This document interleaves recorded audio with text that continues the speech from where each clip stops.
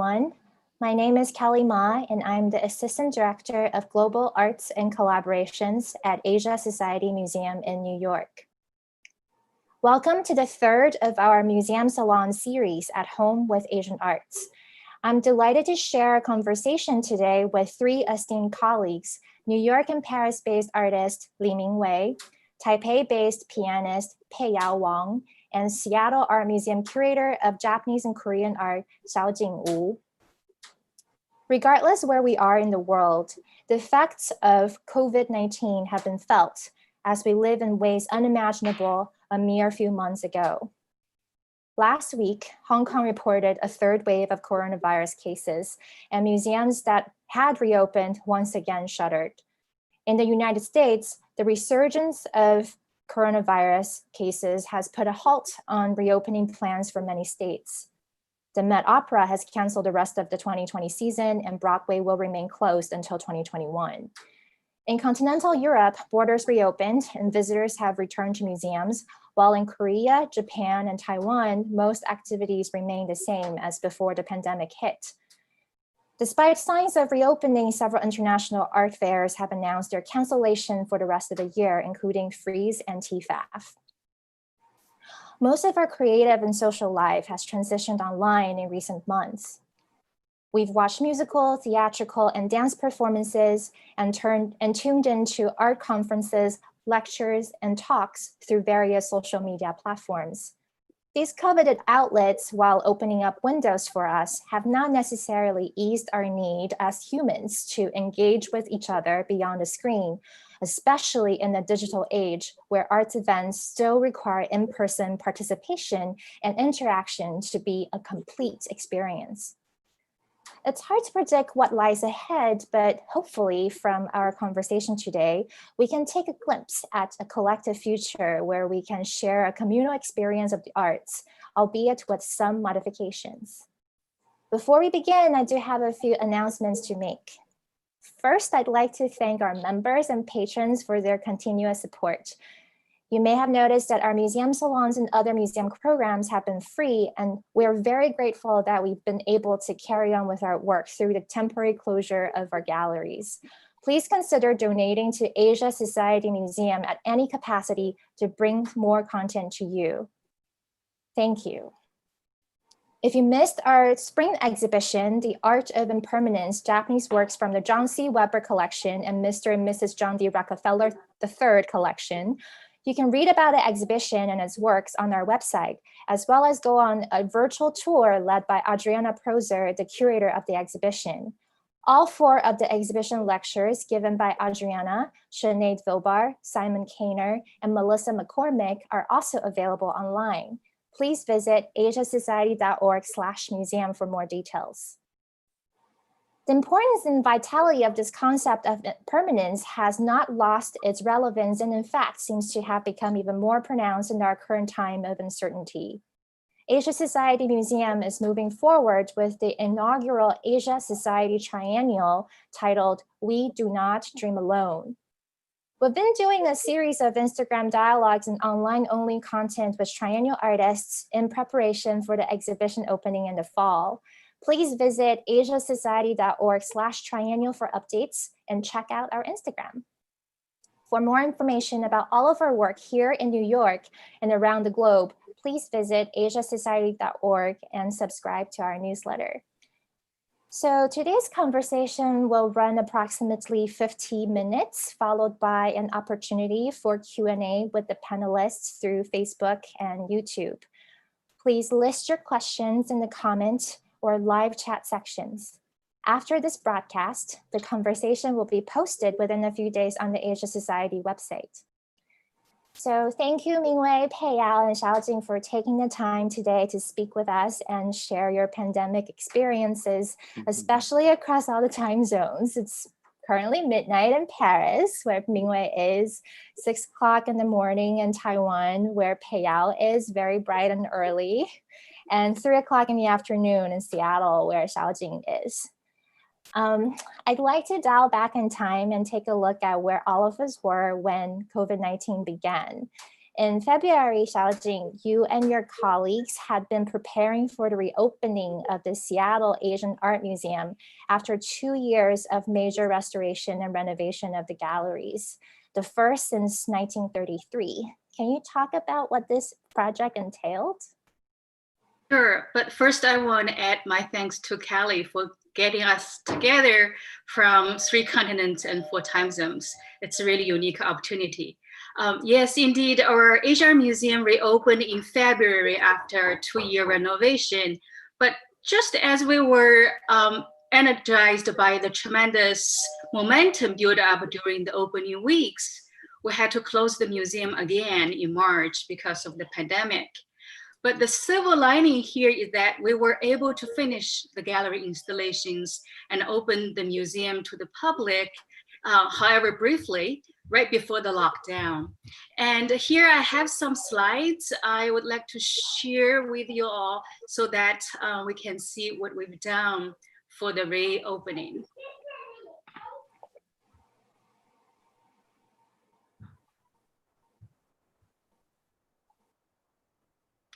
This Art Deco building opened its door in 1933 as the Seattle Art Museum. It's situated in a Olmsted Design Park, just like the Central Park. So this location puts a restraint on any ambitious expansion for the museum building. So in 1991, the museum's main operation moved to Seattle downtown, and the original building became the Seattle Asian Art Museum. Today, we're one museum with 3 distinct sites. During this renovation, a modest expansion was added to the southeast part of the building, including a gallery and a glass enclosed corridor. This new addition really added a contemporary look to the back facade, while the front Art Deco facade has been well preserved.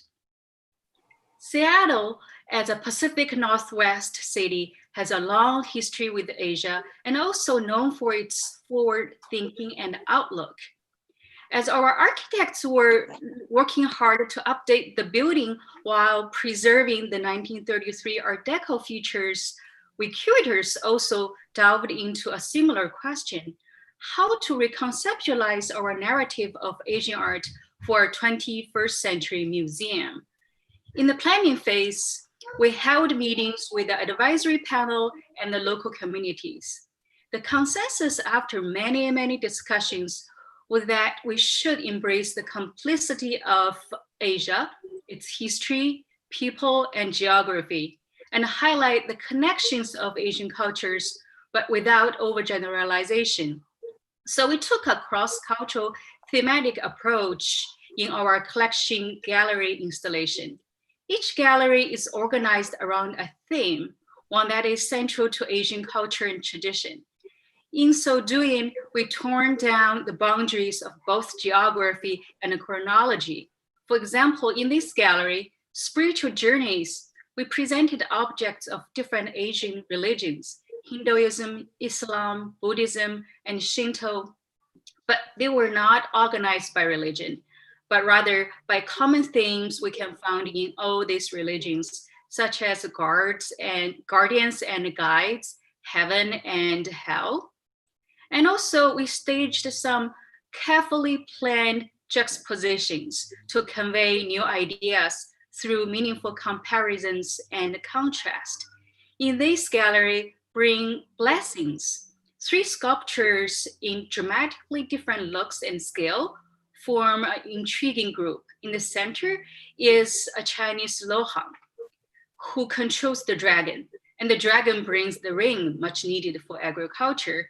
And on the right is a Nepalese Indra, a god for thunderstorm. And on the left is a pair of Filipino Bulus, deity of rice. So they are all related to agriculture in pre-modern societies. For the first time, these 3 works are in the same room, creating a connection that hadn't been brought together before. And also, Seattle has a rather large population of people of Filipino heritage. And we've been trying very hard to have more presentations of Filipino art, but our collection is rather small in that area. So in this thematic framework, we were able to show the bululs not only as an example of Filipino art, but also its connection with other Asian cultures. Another point brought out during the advisory meeting was how to present the vernacular.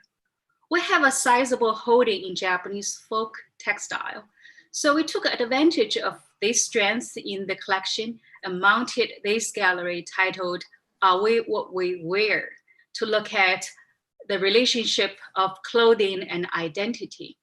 The thematic framework also offers a new context to show textiles from the Philippines, Malaysia, and Tibet, as you see on the left side of this slide.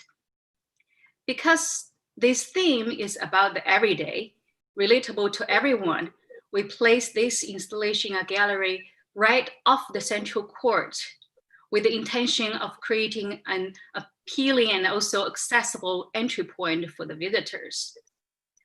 Presented in the collection galleries are primarily historical works with a few strategic intervention of contemporary art to help us connect to the present. But for our inaugural presentation in the special exhibition galleries, contemporary art from our collection were featured. It presents 12 artists born in 7 different Asian countries. Their work, all in its own way, addresses shared concerns about who we are and where we belong. Hence, you have the title here, Belonging. The anchor piece is an armor-shaped sculpture made of tens of thousands dog tags.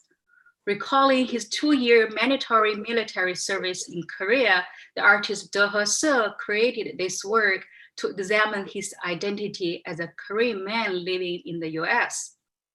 Each tag here represents an individual soldier, and the sculpture as a whole embodies the relationship of the individual to the larger society. We also included Sharina Shah's work, Tuba, to add an Islamic woman's voice. Inspired by the novel Woman Without Man, Tuba, which means tree of paradise, revolves around a feminine tree described in the Quran. So this is just another example of our effort in including Islamic art in our presentation of Asian art, and also in expanding the notion of what is Asian art. A recent gift to our collection, King Suja's mandala, Zone of Zero, calls for tolerance and embracing diversity. The jukeboxes here stand in for mandalas, and each of them plays a soundtrack of a religious chant, Buddhist, Gregorian, and Islamic. Even though this work was made almost 20 years ago, it is still as relevant and timely as ever in a time when we sadly still see intolerance growing in many parts of the world. So here you have it. This by far, I think, is my quickest attempt to capture what we've done in the last couple of years. Thank you, Xiaojing. This is very exciting. And I know that originally there were many art curatorial conferences that were supposed to be held in Seattle this year so that attendees can see the new galleries in person, but all of them have moved to Zoom. This also aligns with what the art newspaper editor Ben Luke observed this week, that many museum directors and curators see the pandemic as an opportunity for a renewed focus on collections as opposed to one-time loans and blockbuster exhibitions to draw record numbers of visitors. Now I'd like to turn to Peiyao. So Peiyao, you played your last concert in February at the National Concert Hall in Taipei, and soon after, the CDC in Taiwan advised the temporary closure of all performing arts spaces. You were informed that you had been in contact with a confirmed case, and you and your family completed home quarantine following the guidelines. I'm sure by now most of our audiences have read stories about how Taiwan has been proactive in tracing and tracking contacts to help contain the spread of the virus at the early stages of the pandemic. Can you tell us what were the precautionary measures taken for the concerts before the temporary closure, and what the sentiments in Taiwan have been concerning public events such as lectures, performances, and film screenings? Hi everyone. Let me backtrack a little bit. Before I play this final concert, I had just completed 2 nights of performance of Britain War Requiem in the southern city of Kaohsiung. And the production involves around over 120 people, including children's chorus, 60 to 80 adult chorus member, and of course orchestra member. I was the vocal coach for the production. And what's interesting is that the day before the final performance, I had begun rehearsing for this chamber music concert in Taipei. So when I was notified by the CDC, the scale that the CDC had to reach became magnified because I had been in contact with these hundreds of people in a completely different production down in the South.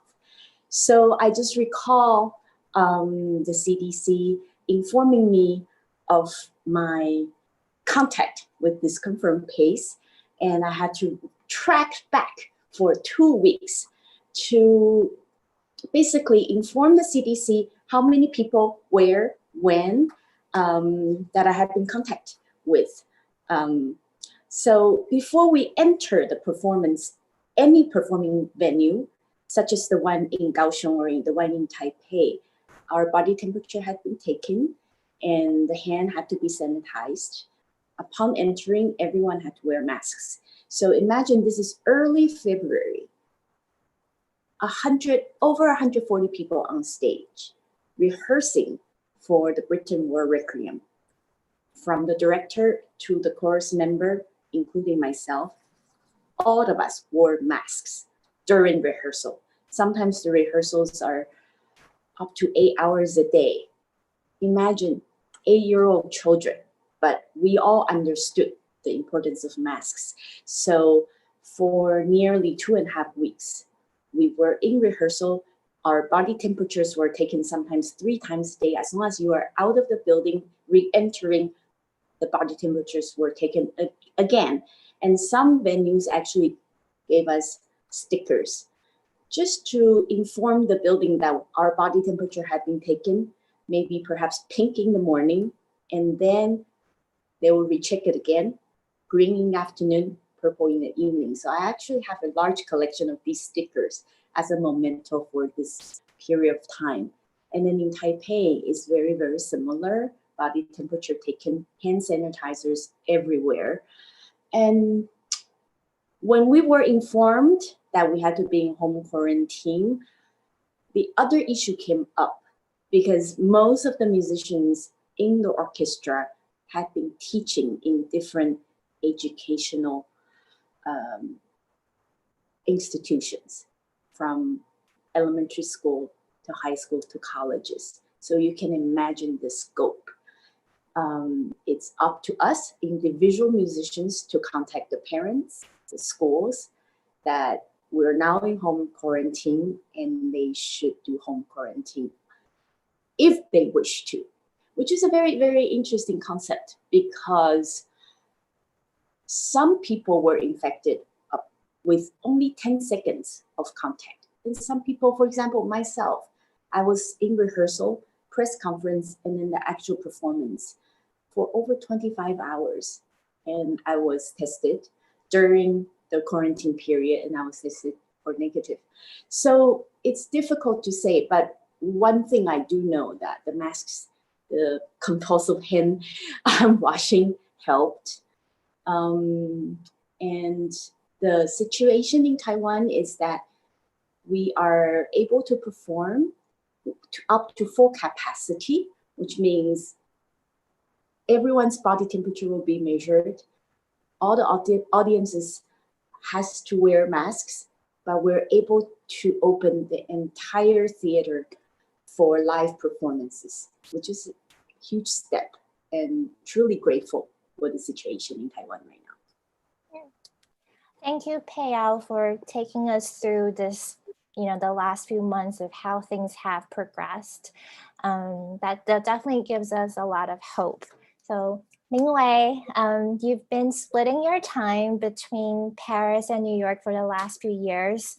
In early March, when COVID-19 became more and more serious in Europe, you were installing your latest major survey, Li Mingwei, Li, Gifts and Rituals at Gropius Bau in Berlin, and you had to leave Europe in the midst of installation. Can you describe what the atmosphere was like in Berlin at the time and why you decided to come back to New York?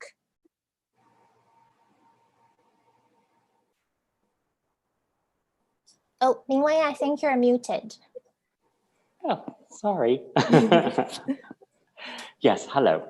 I arrived in Berlin late February and my team arrived from Taipei. So we all somehow were equipped with masks.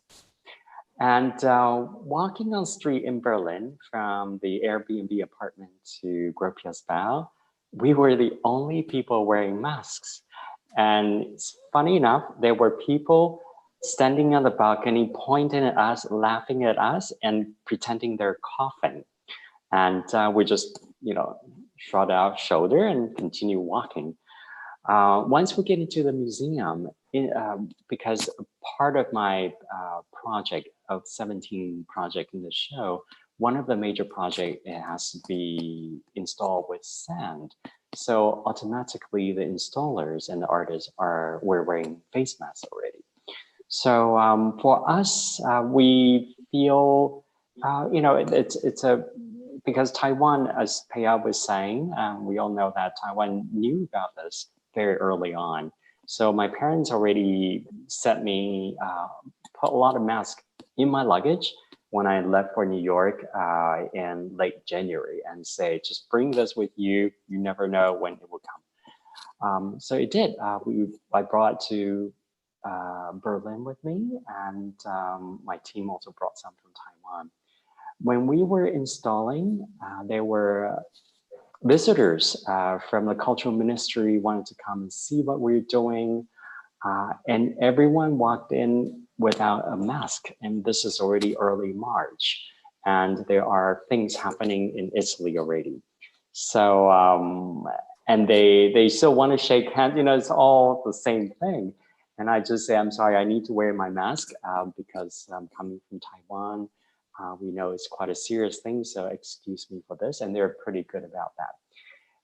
And around March, early March, probably 5th or 7th, I think, I actually got a text saying that United they're going to be closing down the border anytime soon. So if I wanted to go back on the next flight, please let them know. But the thing is that my work is only about 40% installed. So after talking to my team and also the curators and director of Gropius Bau, they say, you go and we'll stay to finish the installation. So Kelly, could you help me to put on the first image, please? So I'm going to show you the site. So this is Gropius Bau, and this is around March 2nd or 3rd when we are all ready to install the big sand piece called Guernica sand in the atrium. Next. So as you can see, all these artists are wearing face masks, not because of COVID-19, but because of the dust and the sand is sort of floating around the air. Okay, next. Okay. And this is right before I left Berlin, the morning when I caught the first flight out of Berlin back to New York. And I was lucky enough to catch that flight because within 12 hours, the American border customs start stopping people from coming in and asking people to line up to take their temperature. But the odd thing is that when you have 400, 500 people clustered at the custom line and without face masks, that's really going to put everybody in danger. Luckily, I got in before that hectic entry from Europe, and then stay in New York for about 3.5 months. And then and finally, I was able to come back to Europe to open the show. The show opened May 5th. Okay, next, please. So when I came back, this is what they have finished. Everything was able to be finished before Berlin shuts down by the end of March. And when Berlin opens again and May 11th, I always think that all my projects are like little sleeping beauties waiting to be waken up. And they did. By May 11th, when the show opened, there were about 120 people the first day, and it's all time-based. Everybody's wearing masks, and there is only one direction to go into the museum and to the galleries and then out the museum. So it's highly organized. And when I was back there, it's still like that. The last day of the show, which was just about 2 weeks ago, we had about 700 people for the show. So they're doing it, and they're doing it very, very vigorously, and also in a way that it's full of confidence, which I'm very optimistic about museums opening in America if the regulation rules can be followed. Thank you.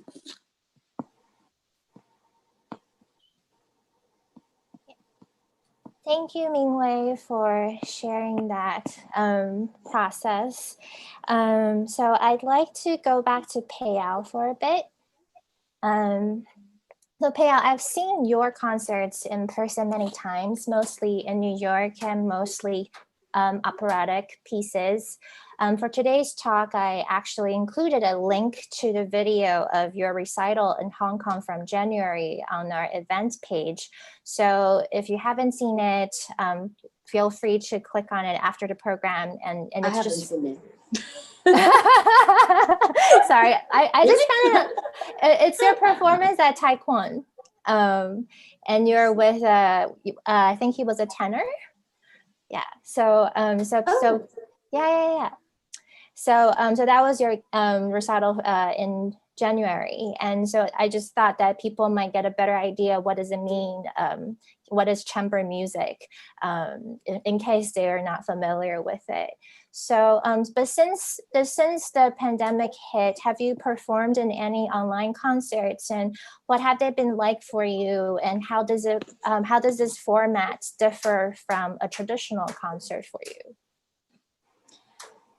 Interestingly enough, even though the National Concert Hall was shut down, but smaller venues were allowed to continue with performances as long as the audience plus the online performer and the backstage performer does not exceed 100 people.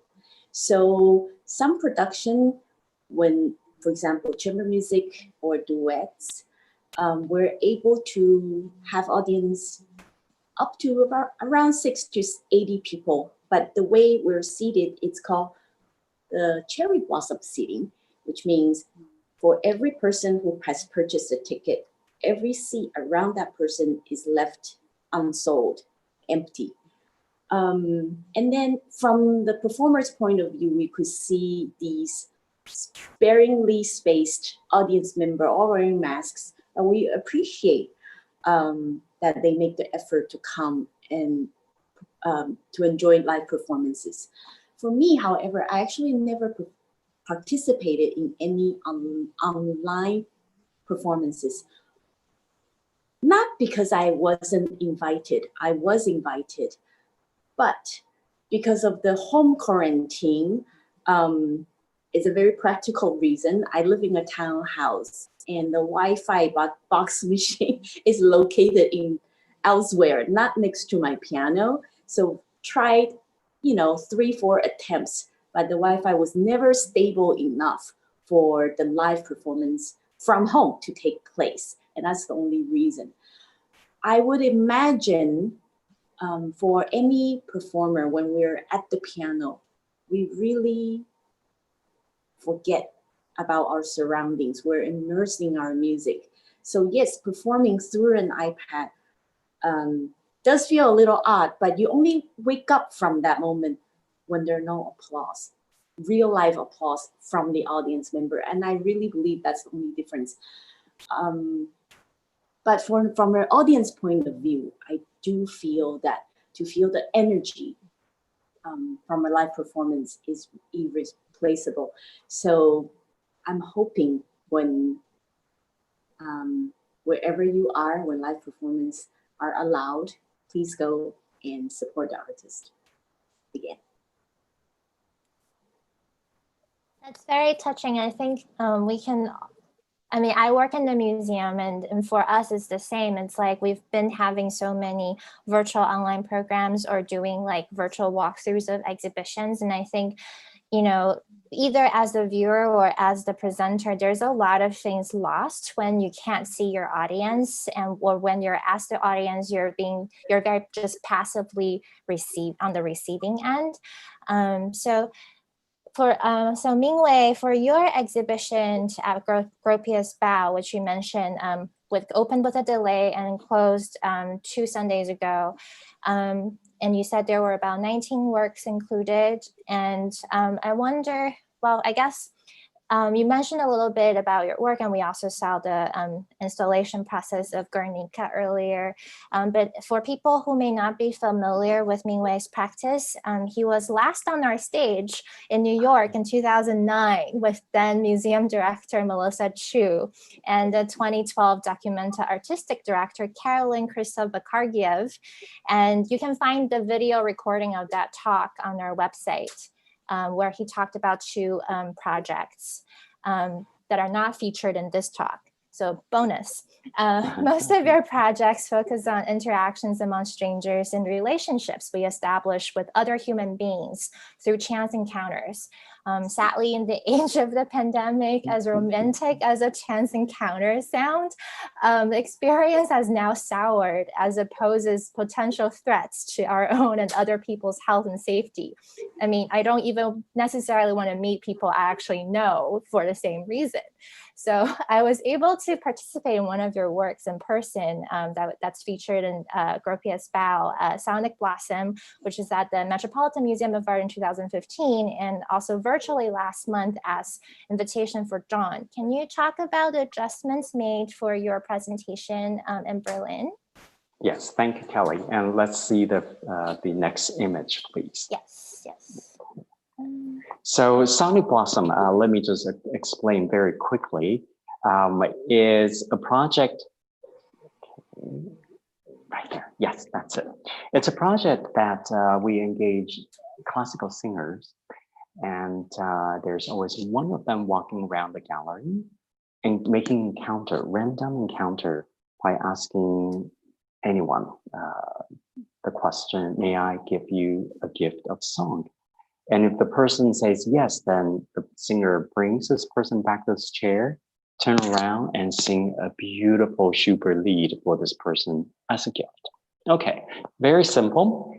Now with this complexity of COVID-19, the singers has to wear a mask when they walk around the gallery. However, when they found the recipient, when they come back and start singing, they take off their mask, but then they also need to have this plexiglass front in front of them. Okay, next. So at first, I'm actually quite worried about how this might frame the singer in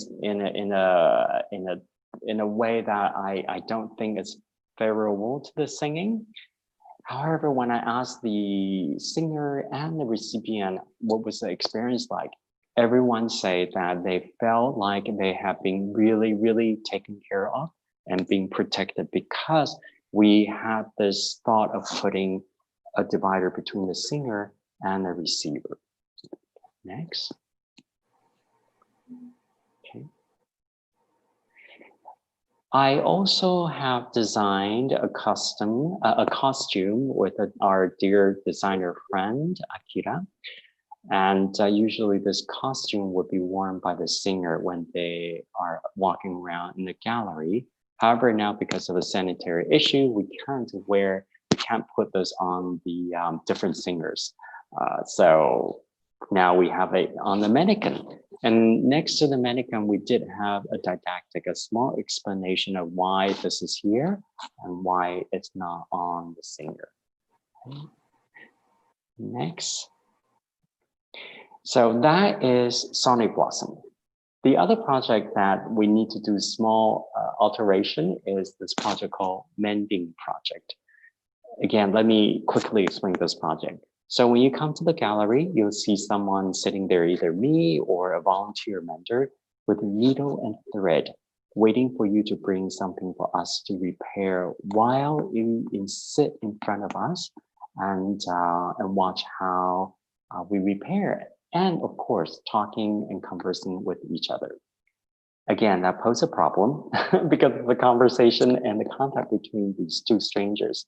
So if you look closely, there is a plexiglass in front of me and in front of Annie, who was the mentor that day. So that allows us to see each other and yet also protect each other from being contaminated. Okay, next. Another project, Fabric of Memory. This is a project that I asked local Berliners to let me borrow a textile object that has a personal meaning to them, and then put it in the box along with the textile article. We also have the story of why is this important to you as the owner of this textile article. And the explanation is underneath the lid when you open the box. So that poses a problem because you need to open, close. So what we did is on the right, if you look at the step on the right side, there is a hand sanitizer, right? A disinfectant, okay? And then next. And then we also try to open almost every single box and place it closer to the platform. So people don't really have to go through the touching and opening of the box and to see the content. Usually when it's not COVID-19, we always have the box closed, and also in this very beautiful time, because the ritual of opening and closing is a part of the project of understanding the content of the project. Okay, next. So I just want to show you that the viewers are all wearing masks, even the little girl standing there, and the only person that's not wearing mask is the singer. However, she also has a plexiglass in front of her. And a very unglamorous thing that the singer has to do after she sang is that she had to clean the plexiglass with Windex before the next singer comes on. Again, it's for a sanitary reason. Okay, next. I think that's it. Okay, thank you. Great. Thank you, Mingwei. So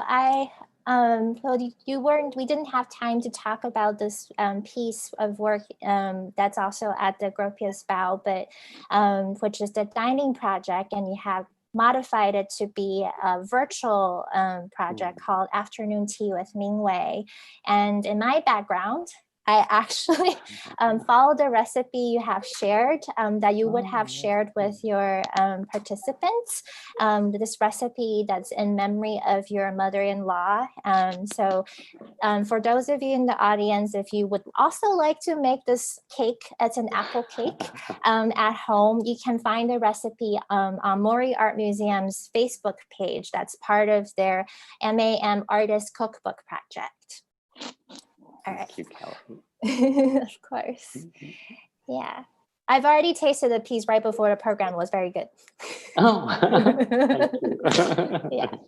So So I'd like to turn back to Xiaojing. As we continue to work from home in New York and Seattle, and we've heard all these nice stories in Taiwan and in Berlin where people can go back to museums and, mingle. And whereas in the States, at least in the two cities we live in, the date to reopen museums is still a while away. I understand you and your colleagues have also been working on many online initiatives. Can you share some of these with us?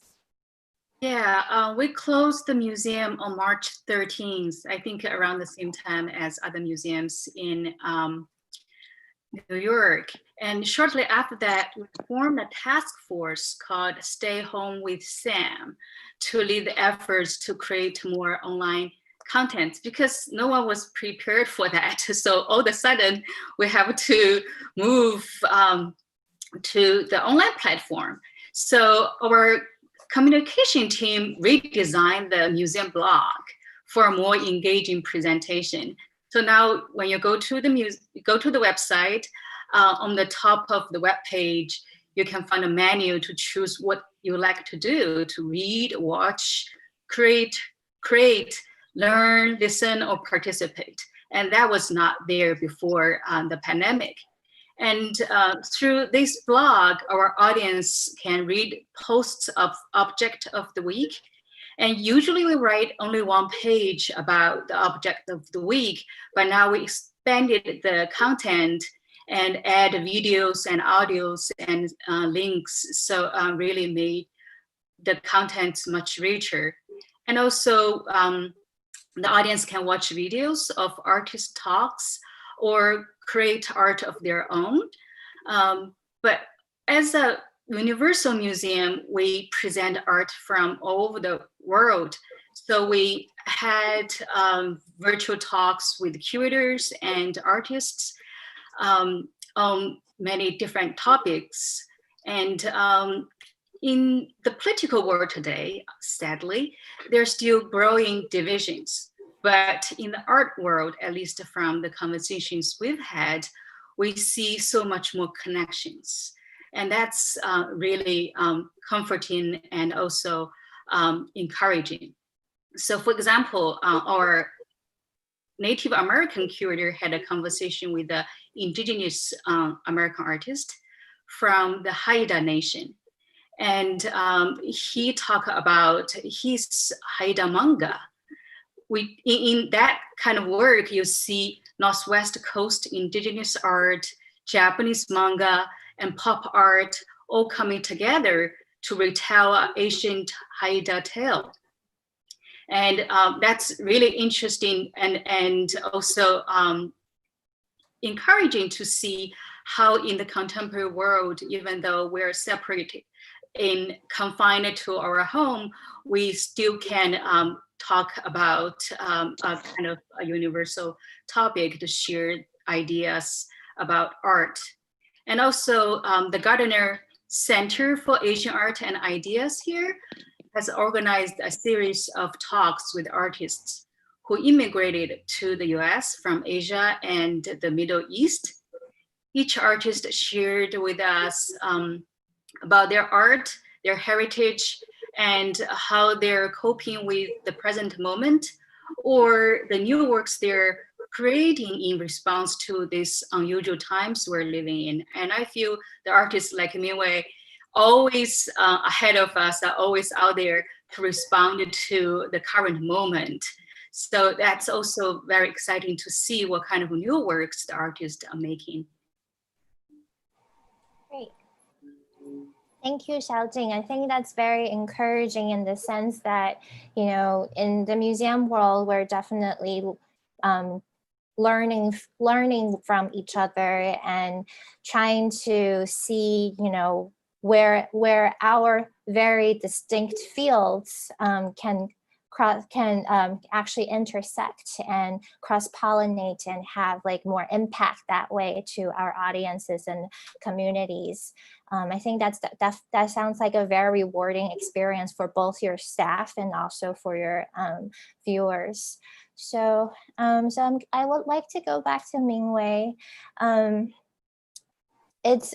it's you've already spent the last week wrapping up your exhibition at Gros Pieds Bao and preparing for your next exhibition, which I think will open at the Centre Pompidou Metz. Is that correct? Yes. Yeah. Yes. Yeah. Are there additional takeaways from your working with these public institutions that have reopened? Has your thinking toward your practice changed during this time? I think at first I was actually kind of afraid to go back to Gros Pieds Bao because I thought people would just be so scared to not only go to museum, but go to a museum that has 17, 18 of these kind of work that needs to be touched and feel and to be connected. On the other hand, I actually was very happily surprised. People came to me and say, this is what they exactly need to do at this point.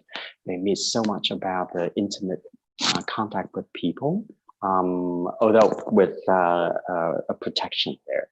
So one of the projects I did also, besides from the ones I mentioned, one of the projects in the show is called Letter Writing Project. So that is for people to go into the letter writing booth and write letters of gratitude or forgiveness, and then send it to the person who receives these letters, right?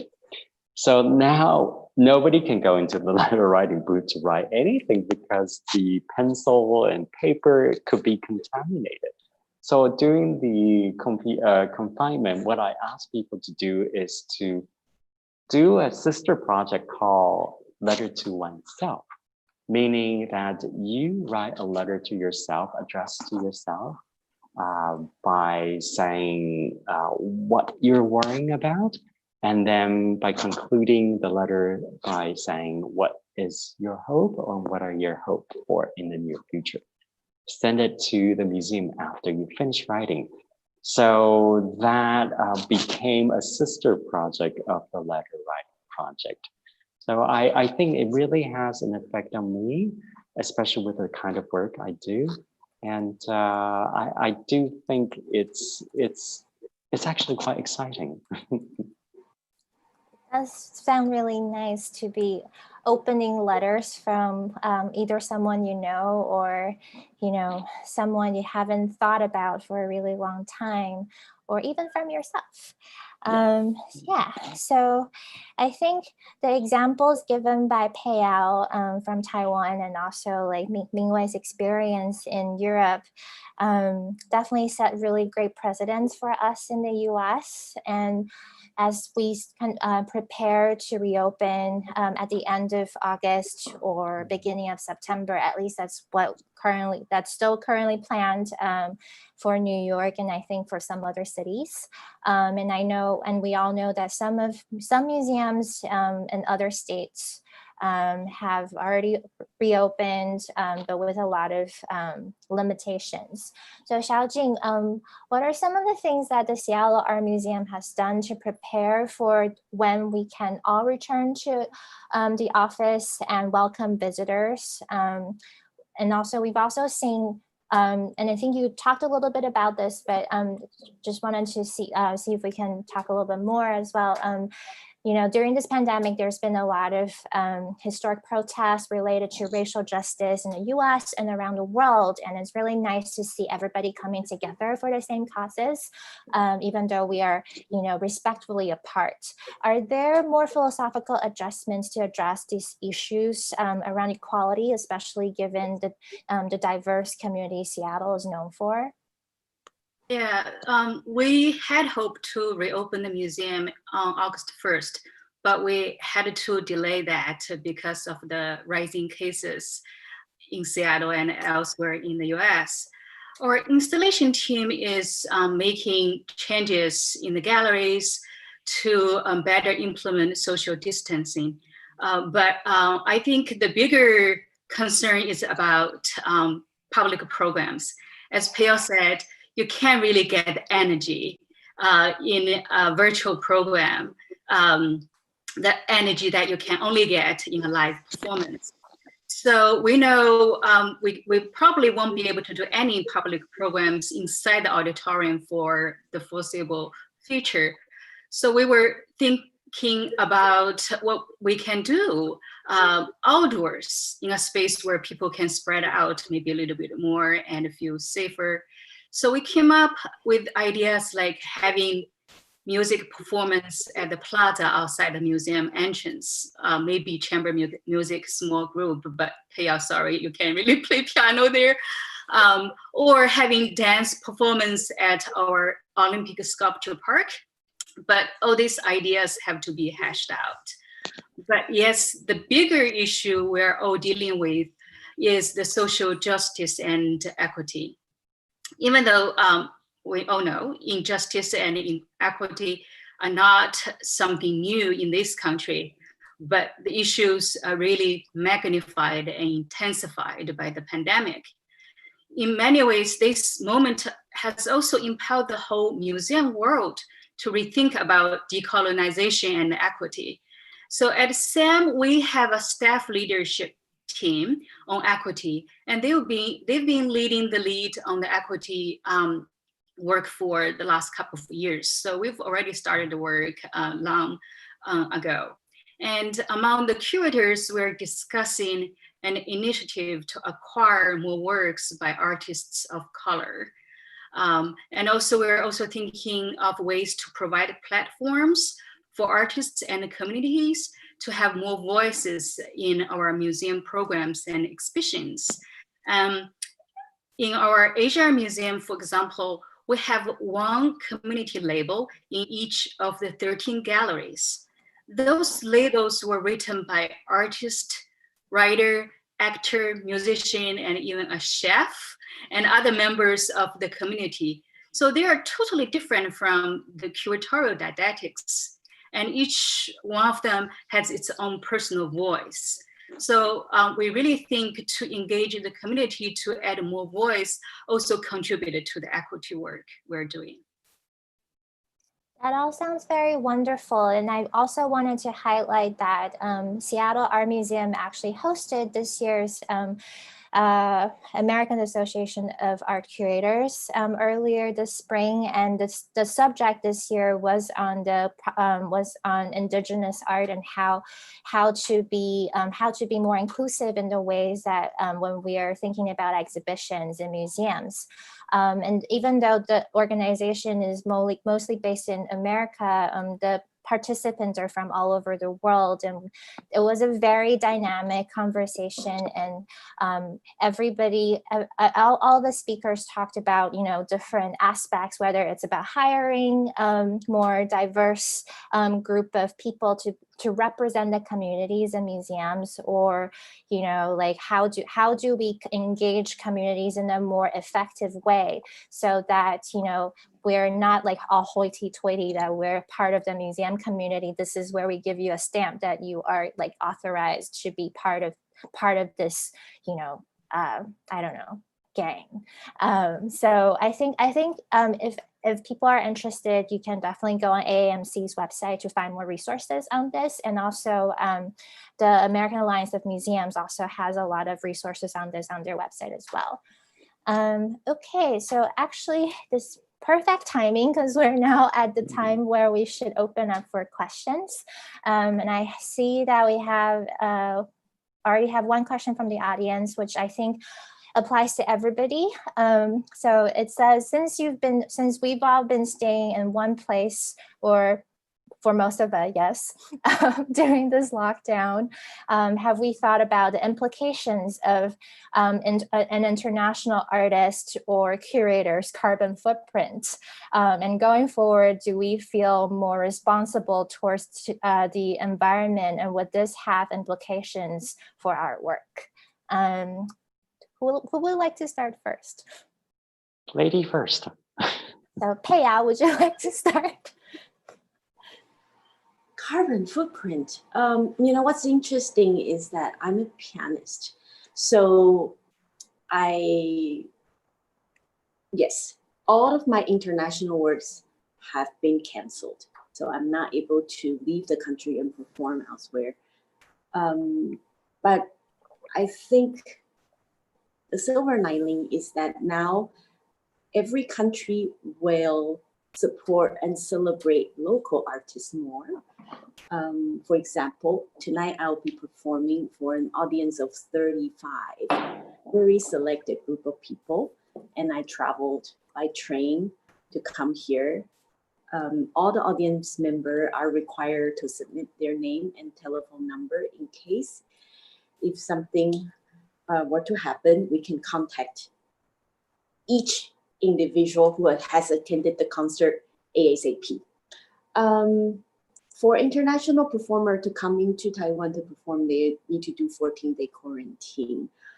For pianists, I know that would be a problem. It would be difficult for them to practice in their quarantine hotel because I don't think there's a quarantine hotel currently that offers a piano.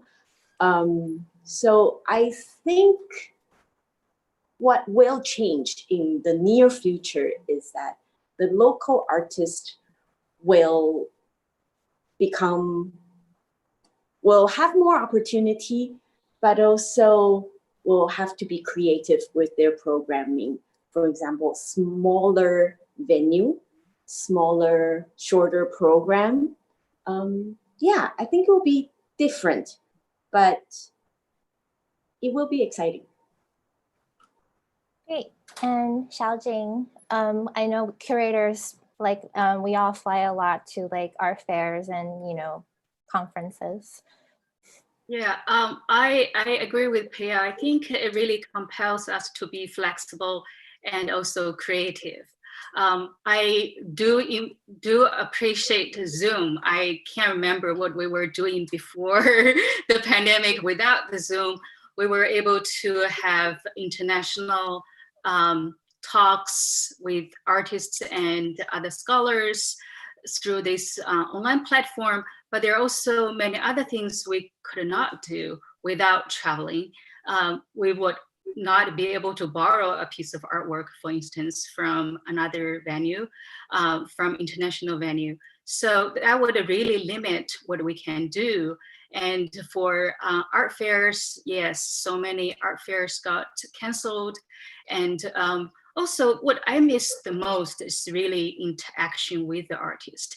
There's really nothing like working side by side with the artist. You know so much more about the work, about the person, and it's not something you can replace. So sadly, yes, we have to be creative with what we can do, but we still hope we can go back to the time when we could travel and interact with each other more. Great, thank you. And Mingwei?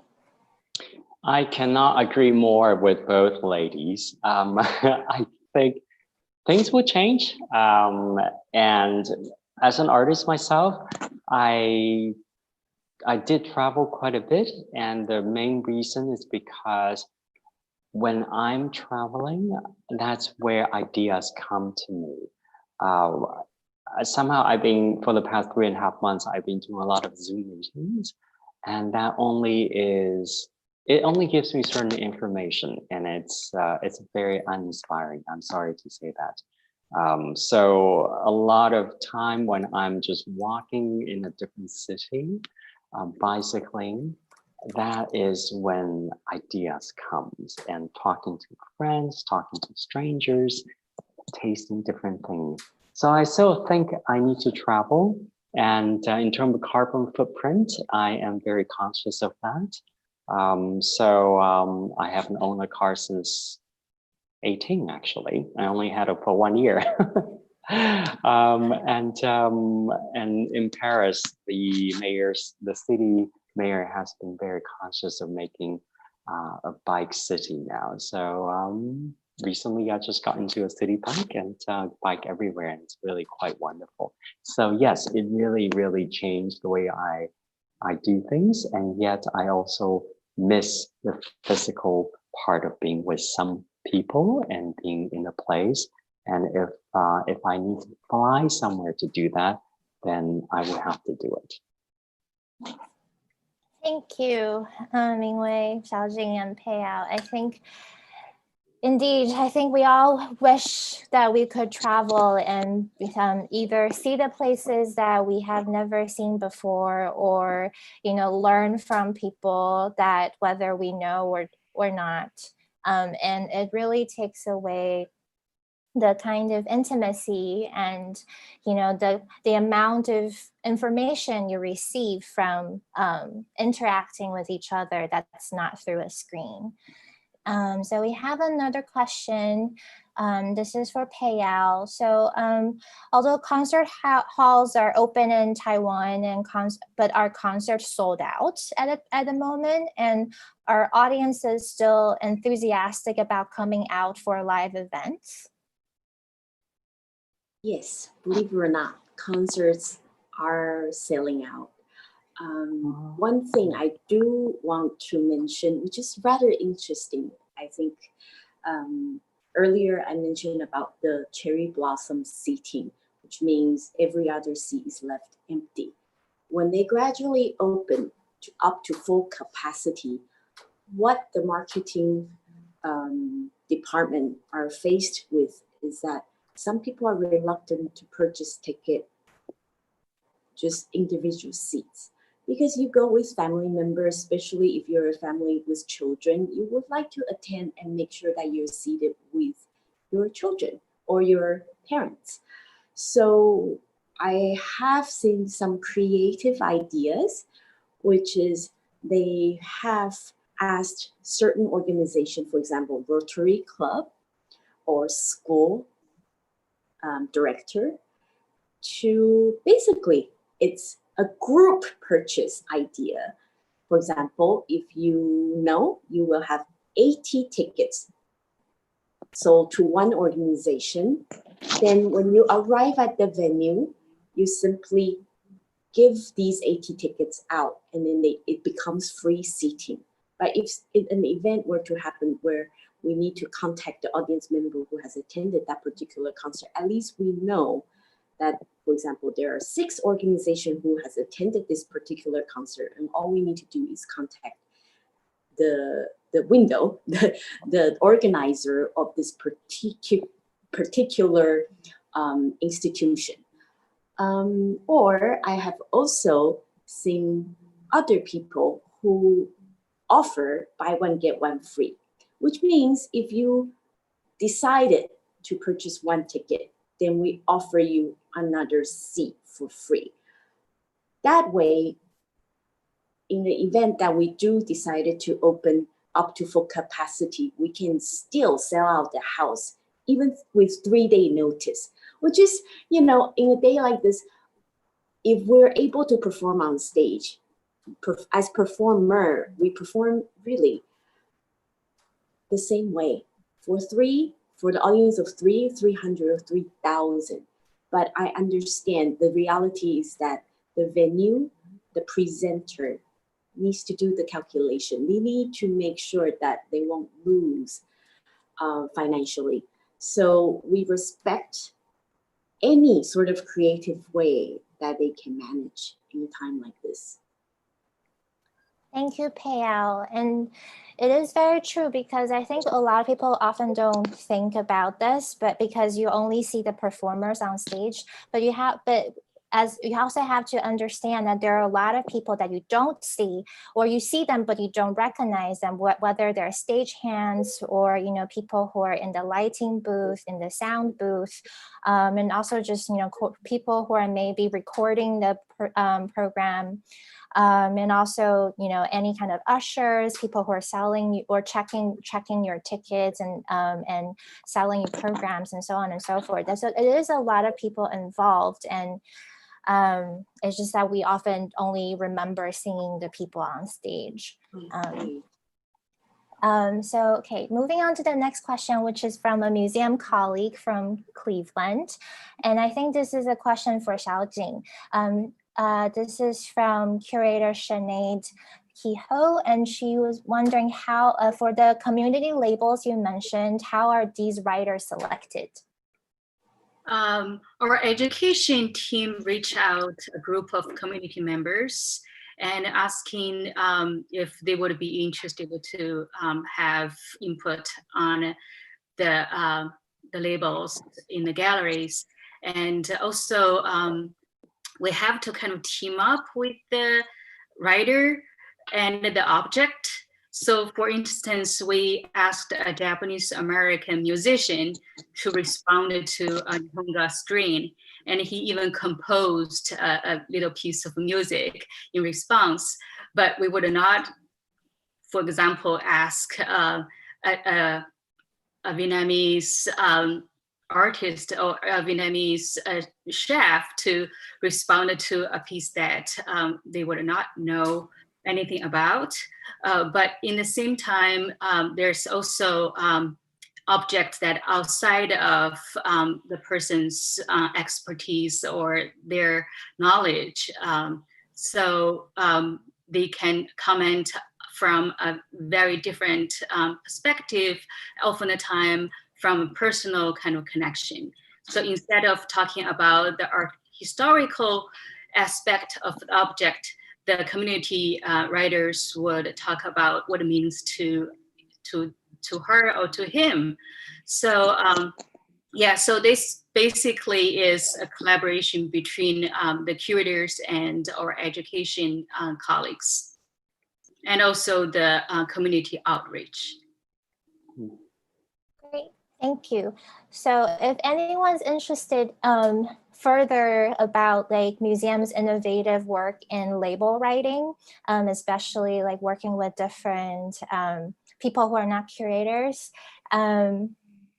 please, for our Arts and Museum Summit that we do every 2 years, last year we actually had a really great keynote from James Bradburn from Milan of the Pinacoteca de Brera. He actually talked extensively about how their museum, being a museum established by Napoleon to imitate Louvre, how they rewrite their labels working with children and like, you know, other participants in the community to make it more lively. So definitely watch that. That video's online.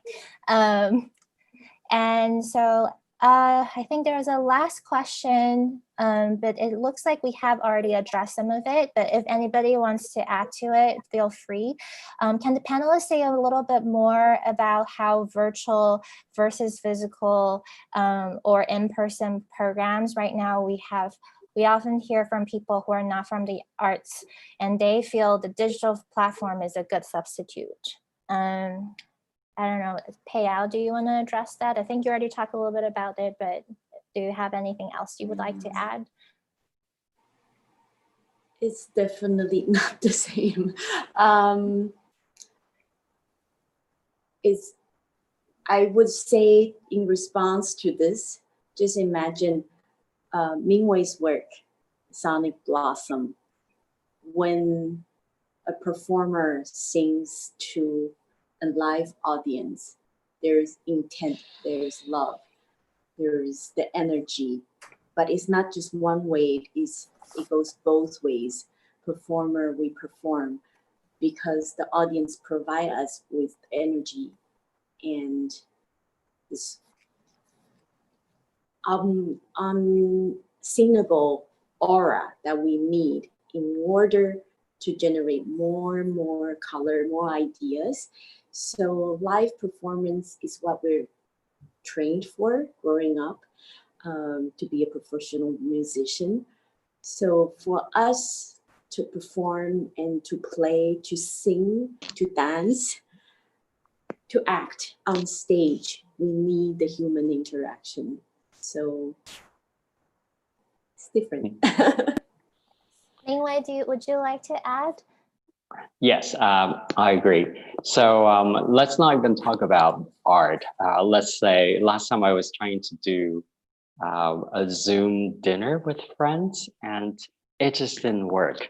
It just didn't work. Try it and you see it cannot be substituted. Zoom is one reality, but physically dining with friends and family or stranger is completely different experience. And Xiaojing, do you have anything to add from a curator's point of view? I miss the galleries. As we said we just opened the gallery with all the excitement, and then we had to shut the door.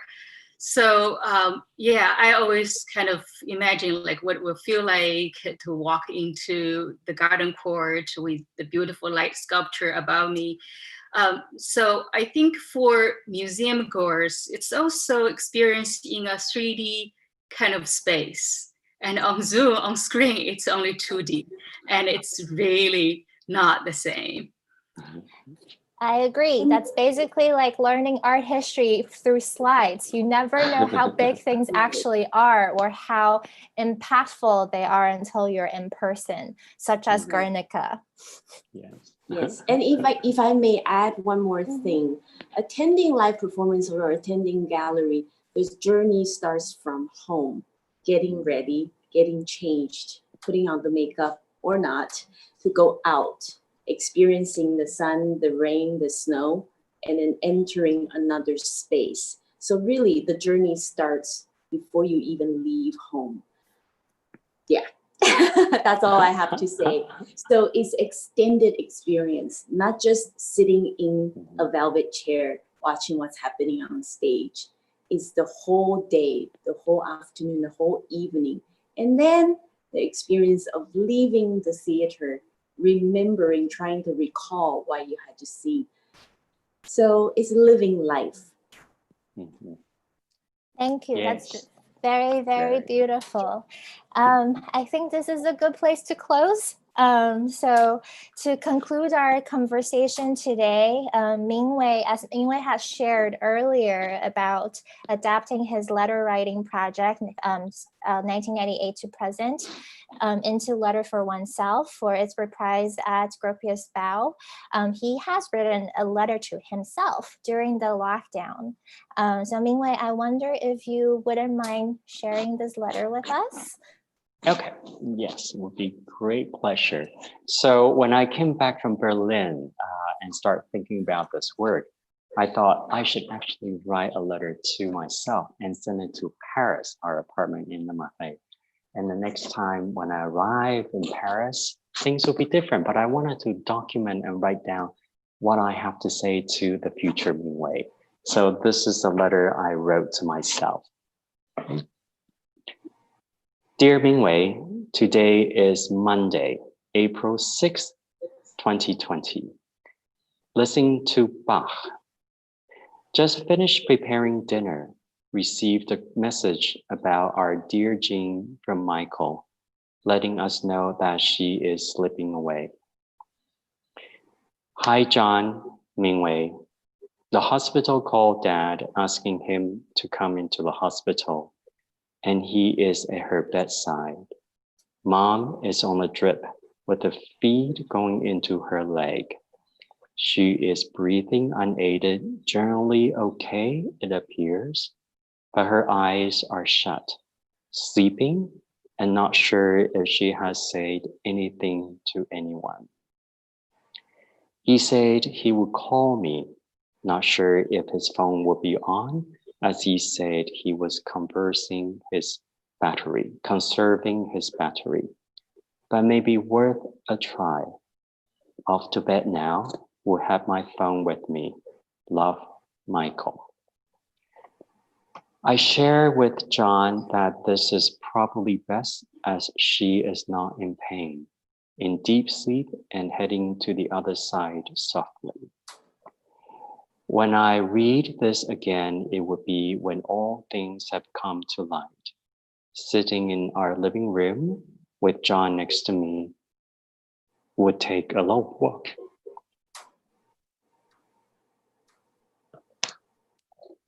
Along the Seine, in memory of Jean, my dear English mother-in-law.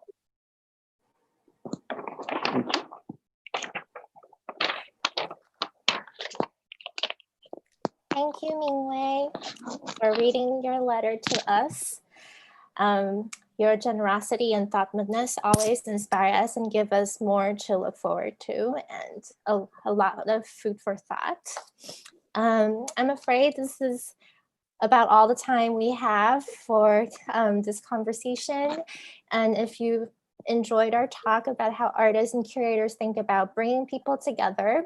Please stay tuned for our next museum salon in August, where we will be talking to architects of public art spaces to see what they've been thinking about the same questions from the design perspective over the last few months.